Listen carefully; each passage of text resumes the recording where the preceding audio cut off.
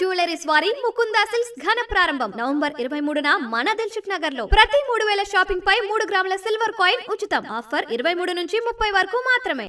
శాకాహారం అనగానే మామూలుగా మొక్కలు గుర్తొస్తాయి. వాటిని సహజంగా పెంచేందుకు నీరు పోసి పచ్చరొట్ట, పశువుల పేడ వంటి వాటిని పోషకాలుగా అందిస్తాం. కానీ ఖమ్మం నగరానికి చెందిన ఓ మొక్కల ప్రేమికుడు ఇందుకు భిన్నమైన ఒక మొక్కను పెంచుతున్నారు. అది క్రిమి కీటకాలనే ఆహారంగా తీసుకుంటుంది. ఆ వింత మొక్క విశేషాలు ఈ కథనంలో తెలుసుకుందాం. ఖమ్మం కవిరాజనగర్ కాలనీకి చెందిన కొనిదెన శ్రీనివాస్కు మిద్దెపై మొక్కలు పెంచే అలవాటు ఉంది. కూరగాయలు, పండ్లు, పూల మొక్కలు, ఆకుకూరలు పెంచుతున్నారు. మిద్దె సాగులో వినూత్న మొక్కలను పెంచాలన్న ఆలోచనతో మన పరిసరాల్లో కనిపించని వాటిని వివిధ ప్రాంతాల నుంచి తెప్పించి పెంచుతున్నారు. ఈ క్రమంలోనే నైనిటాల్ నుంచి మాంసాహార జాతికి చెందిన పిట్చర్ అనే మొక్కను తీసుకొచ్చి మిద్దెపై పెంచుతున్నారు. దాన్ని శ్రద్ధగా 9 నెలల నుంచి సంరక్షిస్తున్నారు శ్రీనివాస్.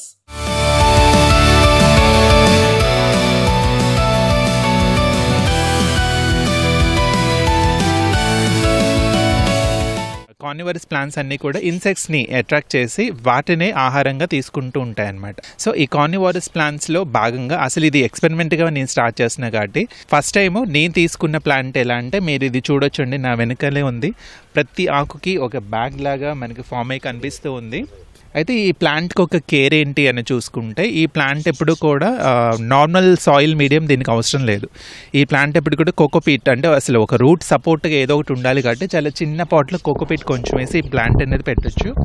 మరి ఇది కీటకాలు మాత్రమే తిని దాంట్లో నుంచే న్యూట్రియన్స్ అనేది తీసుకుంటుంది. ఈ పిట్చర్ మొక్కకు అనేక విశేషాలున్నాయి. ఇది తన ఆకుల చివర సంచుల వంటి నిర్మాణాలను ఏర్పాటు చేసుకుంటుంది. సంచుల్లో ఒక రకమైన వాసనను వెదజల్లే రసాయన ద్రవాన్ని ఉత్పత్తి చేస్తుంది. ఆ వాసనకు ఆకర్షితమై చిన్న చిన్న కీటకాలొస్తుంటాయి. అవి ఎప్పుడైతే సంచిలోని రసాయన ద్రవంలో పడిపోతాయో ఆ సంచిపై నిర్మాణంలో ఉన్న మూత మూసుకుపోతుంది. కీటకాలను ద్రవంలో కరిగించుకుని తనకు కావాల్సిన ఆహారాన్ని తయారు చేసుకుంటుంది. ఈ మొక్కకు ఎలాంటి యాజమాన్య పద్ధతులు అవసరం లేదని శ్రీనివాస్ చెబుతున్నారు. శుద్ధ జలాన్ని అప్పుడప్పుడు అందిస్తామని అన్నారు.